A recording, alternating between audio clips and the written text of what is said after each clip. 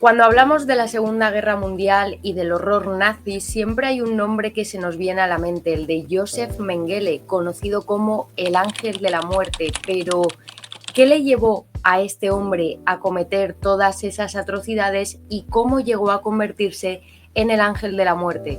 Antes de comenzar, si te gustan estos temas y la historia, te invito a que te suscribas al canal, actives la campanita y dejes también un like y un comentario.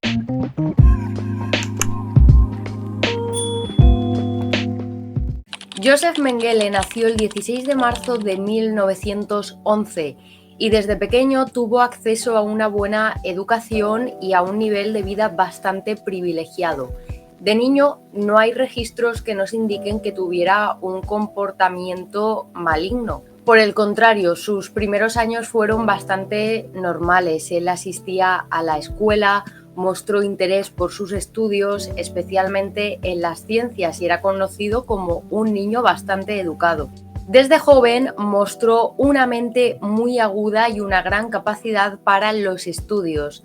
Después de terminar bachillerato, entró en la universidad para estudiar medicina y antropología, dos disciplinas que en aquella época en Alemania empezaban a mezclarse peligrosamente con esas teorías raciales extremistas que posteriormente abrazaría el nazismo. Se doctoró en antropología bajo la dirección de Theodor Mommsen, un científico que ya promovía ideas sobre las diferencias biológicas entre las razas humanas. Su tesis doctoral, centrada en las diferencias en la estructura ósea de varios grupos étnicos, mostraba ya el germen de su posterior obsesión: clasificar a las personas no por sus capacidades, sino por sus características físicas. Pero Mengele no se detuvo ahí, siguió estudiando medicina, completando su segundo doctorado en 1938, justo cuando las ideas nazis sobre la pureza racial estaban alcanzando su auge. Pero la vida de Mengele cambia drásticamente cuando tenía 30 años, cuando el Partido Nacional Socialista Alemán comenzó a dominar el panorama político. Seducido por las ideas de supremacía racial, orden, disciplina y grandeza nacional, Mengele se une en el 1937 al Partido Nacionalista Alemán y más tarde a las SS, una organización paramilitar que sería responsable de los mayores crímenes de guerra. En las SS, Mengele encontró un lugar perfecto para su ambición, una institución que valoraba la pseudociencia racial y que le ofrecía una vida muy rápida para poder ascender. Cuando estalló la Segunda Guerra Mundial en 1939, Mengele fue destinado a distintos frentes como médico militar. Durante su servicio en el Frente Oriental fue herido en combate y este incidente cambiaría totalmente su destino. Debido a su herida, fue declarado no apto para el servicio activo en el frente. Fue transferido a una nueva posición donde sus estudios y su fanatismo serían muy útiles para el régimen, los campos de concentración. En 1943 fue asignado a Auschwitz, el campo de exterminio más grande y brutal del Tercer Reich. Allí no sería un simple médico, se convertiría en una figura de poder absoluto dentro del sistema de los nazis. En Auschwitz asumió el rol de médico jefe del campo de concentración, donde diariamente tomaba decisiones de vida o muerte.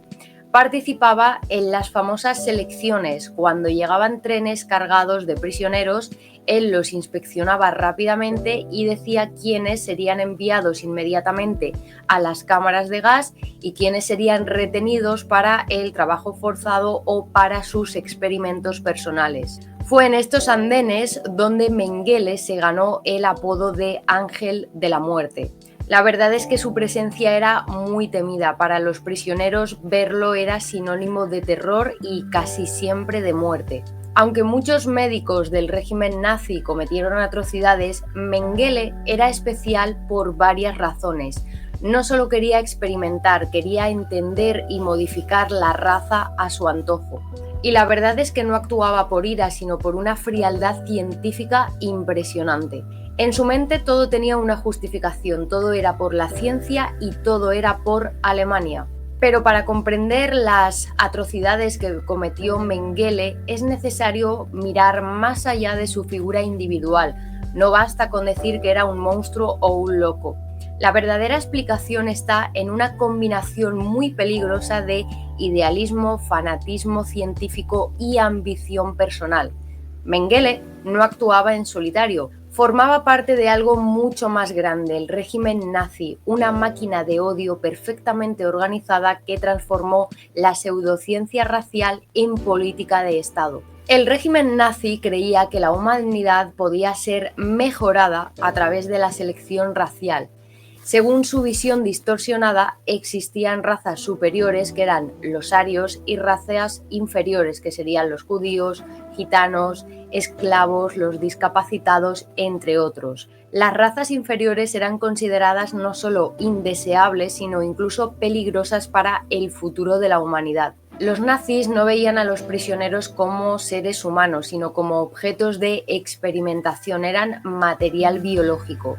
Se trataba de crear a un hombre nuevo, purificado, fuerte, resistente y libre de lo que ellos consideraban impurezas genéticas. Y la verdad es que Mengele abrazó esta ideología con mucho entusiasmo. No fue un mero ejecutor, fue un verdadero creyente. Pensaba que sus experimentos eran necesarios para el avance del Tercer Reich y para asegurar la supremacía de la raza aria durante siglos. Otro factor muy importante era su obsesión científica. Antes de llegar a Auschwitz, Mengele ya había mostrado un gran interés por la genética humana, especialmente en cómo se transmitían los rasgos hereditarios. Los gemelos eran su objeto de estudio ideal porque representaban una oportunidad única para comparar directamente cómo influía la naturaleza, es decir, el ADN, frente al entorno. En su mente, experimentar con gemelos, con niños, con personas con anomalías físicas no era una crueldad gratuita, era un método para descifrar los secretos de la herencia humana. Creía que si podía entender y controlar todos estos procesos, podía ayudar a los nazis a producir generaciones futuras de alemanes que fueran totalmente perfectos. Y no debemos de olvidar que Mengele también era profundamente ambicioso. En Auschwitz, Mengele no solo experimentaba, competía con otros médicos y con otros científicos. Buscaba ser el primero en descubrir grandes avances que impresionaran de esta forma a sus superiores. Si conseguía resultados importantes, podía aspirar a una carrera mucho más brillante. En otras palabras, sus experimentos también fueron impulsados por el deseo de gloria dentro de un sistema corrupto que premiaba la crueldad como si esto fuera un gran logro académico. Y en realidad el contexto de Auschwitz facilitaba todo. Mengele actuaba en un lugar donde no existían las normas éticas, nadie le cuestionaba, tenía acceso limitado a miles de sujetos de prueba y estaba respaldado por sus superiores y además protegido por las SS.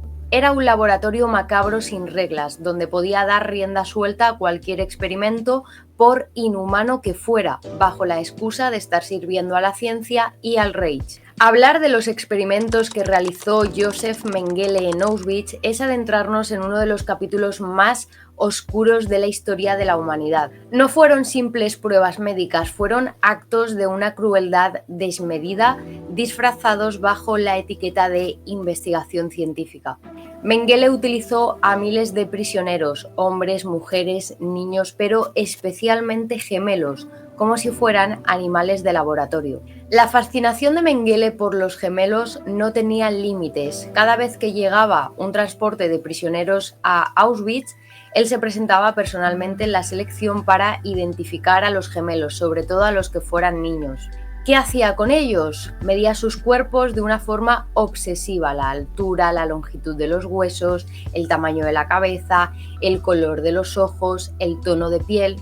Realizaba infusiones de sangre de gemelo a otro, muchas veces entre gemelos de distinto sexo, para estudiar de esta forma las reacciones biológicas. Amputaba las extremidades de un gemelo para ver si el otro sentía dolor de forma remota o sufría unas consecuencias parecidas. Infectaba a un gemelo con enfermedades como la tuberculosis o el tifus y observaba si el otro hermano desarrollaba unos síntomas parecidos. Cuando un gemelo moría o Mengele directamente decidía quitárselo del medio, el hermano que había sobrevivido se lo quitaba también del medio inmediatamente para comparar sus órganos en autopsias. Todo esto lo hacía, por supuesto, sin anestesia y también, por supuesto, sin el consentimiento de esas personas y todo bajo un terror absoluto. De los aproximadamente 3.000 gemelos que pasaron por sus manos, únicamente sobrevivieron unos 200. Uno de sus objetivos era alterar los rasgos de los prisioneros para acercarlos al ideal nazi de belleza: pelo rubio, ojos azules y piel clara. ¿Qué hacía? Inyectaba sustancias químicas directamente en el iris de los niños para intentar cambiar su color marrón a azul. Esto causaba unos dolores impresionantes, ceguera parcial o total e infecciones fatales. Aplicaban líquidos cáusticos en la piel para intentar blanquearla, lo que provocaba quemaduras graves, úlceras y mutilaciones. También se dedicó a investigar los límites físicos del ser humano, pero no para salvar vidas, sino para entender hasta qué punto podía ser forzado, destruido o manipulado el cuerpo humano. Por ejemplo, dejó a niños y adultos desnudos bajo temperaturas a bajo cero para estudiar los efectos de la hipotermia y obviamente muchos morían congelados. Inyectaba virus, bacterias y hongos en los cuerpos de los prisioneros para observar la progresión de enfermedades sin aplicar ningún tipo de tratamiento. También cortaba extremidades para observar la evolución de la gangrena o el proceso de cicatrización. También realizaba trasplantes de huesos o miembros de un prisionero a otro y siempre todo lo hacía sin anestesia. También mostró un gran interés en personas con anomalías físicas como el enanismo, el gigantismo, labio leporino, entre otros. ¿Qué hacía? Realizaba estudios invasivos en vida y en muerte para analizar cómo se formaban todas estas condiciones. Extraía órganos, cráneos y tejidos para coleccionarlos y estudiarlos, como si fueran simples muestras de laboratorio. Realizaba operaciones quirúrgicas para intentar corregir o modificar estas deformidades, causando un dolor insoportable y en la mayoría de los casos la muerte. Aplicaba radiaciones y sustancias químicas en los órganos reproductores de mujeres y hombres para estudiar la esterilización forzada. En algunos casos extremos cosía quirúrgicamente a gemelos por las extremidades o por alguno de sus órganos para ver si podían sobrevivir de esta forma, estando fusionados. Pero es muy importante que no se nos olvide que Mengele no experimentaba para salvar vidas, no buscaba curas, no trataba las enfermedades. Su única intención era demostrar teorías racistas, mejorar la raza aria a través de el dolor y además quería alcanzar la fama dentro del Tercer Reich. Para él, cada prisionero era simplemente un número, un objeto, una especie de herramienta para poder alcanzar sus sueños. Pero, ¿qué pasó con Mengele? Cuando el Tercer Reich se derrumbó en 1945 y las tropas soviéticas liberaron Auschwitz, Mengele no estaba allí. Al ver que la derrota era inminente, había huido del campo semanas antes. No fue arrestado de inmediato como muchos otros. Al contrario, comenzó una vida de fuga, engaños y encubrimiento que lo mantendría lejos de la justicia durante el resto de su vida. Después de escapar de Auschwitz, Mengele fue capturado brevemente por tropas estadounidenses, pero no fue identificado. Como en ese momento los aliados estaban buscando a los principales líderes nazis más visibles, Mengele, que no era tan famoso fuera de Alemania todavía, pudo pasar desapercibido. Además, usaba documentos falsificados bajo otro nombre y esto le permitió salir en libertad. Así, el hombre conocido como el Ángel de la Muerte simplemente se esfumó entre la multitud de soldados y refugiados. Durante los siguientes años, Mengele se movió de un escondite a otro dentro de Alemania. Vivió bajo diferentes alias, protegido por redes de antiguos nazis y simpatizantes. Para poder sobrevivir, trabajó en granjas como obrero, llevando una vida bastante discreta, mientras el mundo empezaba a enterarse de el horror de Auschwitz. A medida que iban aumentando los juicios por crímenes de guerra y su nombre iba ganando bastante fama fuera de Alemania, es decir, de forma internacional, él comprendió que no se podía quedar en Europa para vivir durante mucho tiempo. En 1949, con ayuda de redes de apoyo nazi conocidas como las Rutas de las Ratas, logró conseguir un pasaporte falso emitido por la Cruz Roja Internacional y con ese documento viajó hasta Argentina. En Buenos Aires estuvo viviendo unos años cómodamente.